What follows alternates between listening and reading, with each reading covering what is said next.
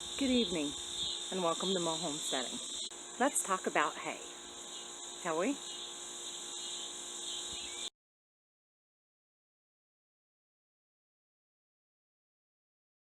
So straw is a waste product or a byproduct of wheat. And I didn't know this when I moved here. I'm like, oh, we need to get some hay. And they're like, you need hay? What do you need hay for? And I'm like, well, I need a couple of hay bales to put next to my house. And no, you need straw. Okay, and for the longest time, I was really confused about what is straw versus hay. Well, straw is the stalk of wheat. And that is the waste product or the byproduct of wheat. And then hay is grass or alfalfa, and it is used to feed your farm animals, your goats, I would think cows, horses, that kind of stuff. But the straw you use as bedding, you use as, I put it in the floor of my chicken coop to help, kind of keep the smell down, or just inside of their coop for them to sleep in. They like Timothy grass too. Like the straw bales that you pick up to do pictures with or to use for bedding, that's completely different from hay. And it's a lot cheaper. Hay and alfalfa. Alfalfa is a lot more expensive than just regular hay. It has a higher nutrient value, which is always good.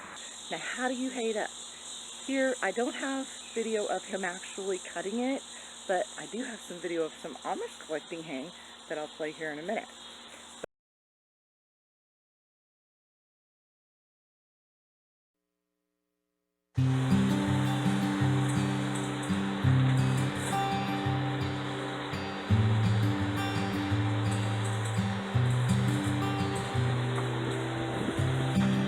Gosh, I hope this video comes out. This is amazing. This is beautiful.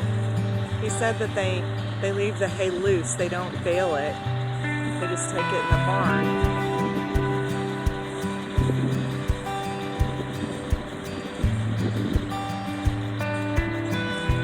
I need that machine.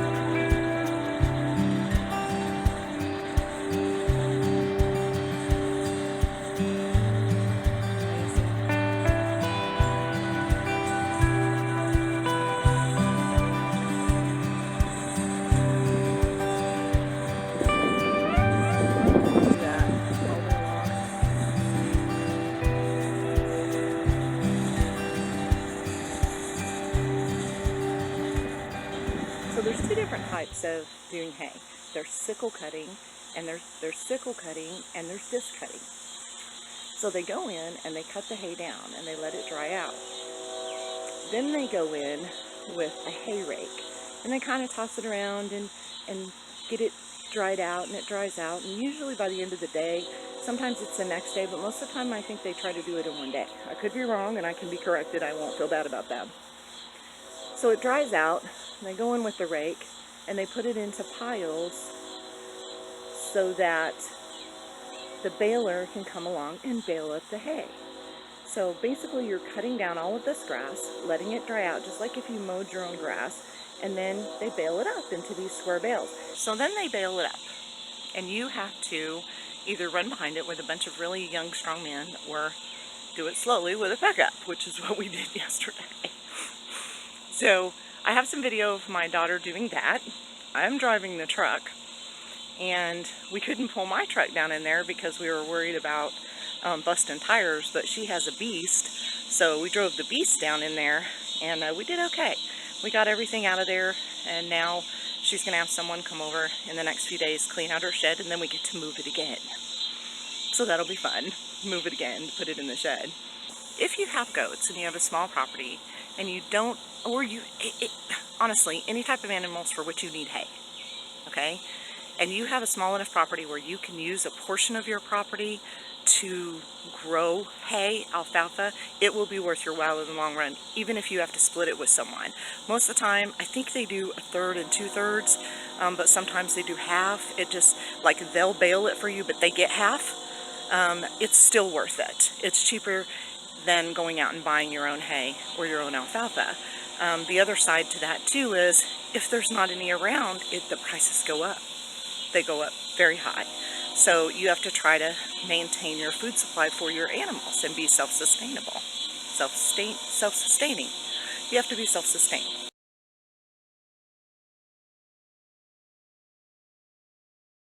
Already got the stuff. They're already hanging the flags up and everything. Oh yeah, this is work weekend.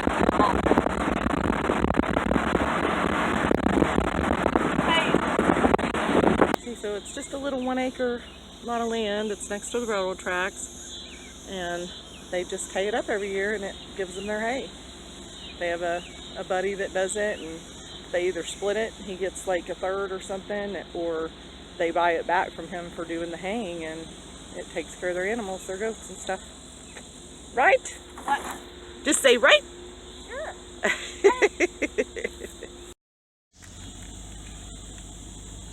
Where are you?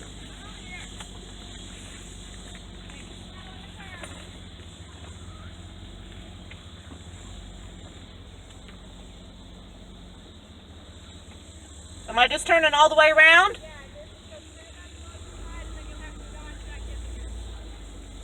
Oh, right here? Like just go down just like we're going down this side? Yeah, go that way. Okay. I've never done this before, you know. Learn something new every day, huh? I know. Good? Stop. Okay.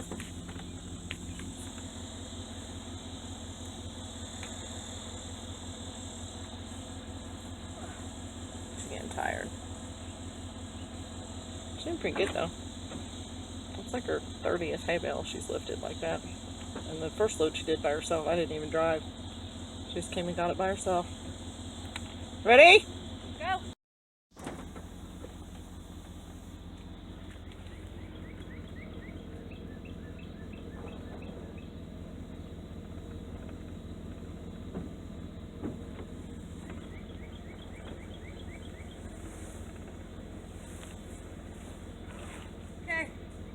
Right at 11:30, the shed's not cleaned out, so we're putting it on pallets, and we have probably at least one more truckload because it's just her loading. I can't load. Okay. Ready? Yeah. Raspberries and blackberries. And what? Oh, I guess that's railroad property, but I'm sure we could take that.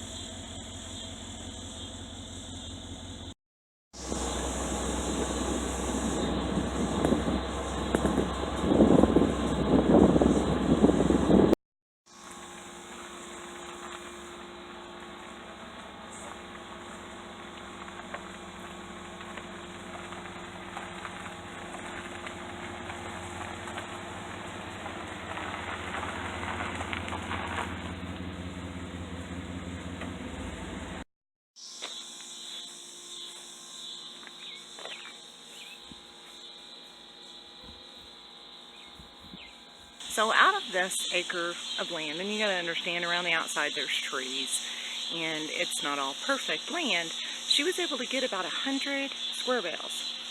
So that's pretty darn good, and it'll work for her goats as far as nutrients. So the one thing I wanted to teach you about hay versus straw is it is different. Having enough hay through the winter for your animals is very important. And if you get an opportunity, if you're in a small town or if you have a small acreage, to do your own hay, grow your own hay, and have a barn to store it in over the winter and use it, it is always more beneficial than going out and buying it. Even if it's having someone come in and do large round bales right out in your field where you can move it to where your animals are. So, find the beauty in your day every day. It's always there. And we'll see you on the next video.